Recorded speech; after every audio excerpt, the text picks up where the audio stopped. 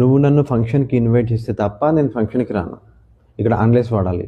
నువ్వు నన్ను ఫంక్షన్కి ఇన్వైట్ చేస్తే తప్ప నేను రాను. అన్లెస్ వాడాలి. నువ్వు నన్ను ఫంక్షన్కి ఇన్వైట్ చేసినా కూడా నేను రాను.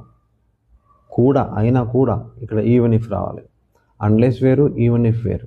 ఇంకొకటి, నువ్వు నన్ను ఫంక్షన్కి ఇన్వైట్ చేస్తేనే నేను వస్తాను. ఇక్కడ ప్రొవైడెడ్ వస్తుంది.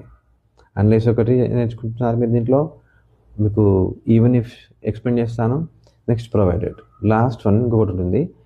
మీరు నన్ను ఫంక్షన్కి ఇన్వైట్ చేస్తే మాత్రమే, ఓన్లీ మీరు నన్ను ఇన్వైట్ చేస్తే మాత్రమే నేను వస్తాను. అప్పుడు ఓన్లీ ఇఫ్ వాడాలి.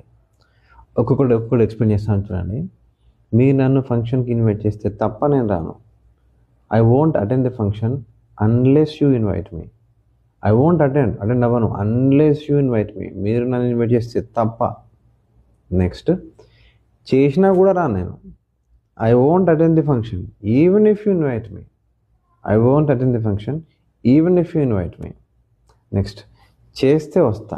స్ట్రాంగ్గా చెప్తున్నా, చేస్తే వస్తా. I will attend the function provided you invite me. I will attend the function provided you invite me. Provided అంటే ఇఫ్ లాగానే. ఇఫ్ యూ ఇన్వైట్ మీ అంటారు కదా, మీరు నన్ను పిలిస్తే నేను వస్తా. కానీ ఇఫ్ కంటే కొంచెం స్ట్రాంగ్గా చెప్పాలంటే ప్రొవైడెడ్, అంతే తేడా. Next last one, I will attend the function only if you invite me. Only on what condition?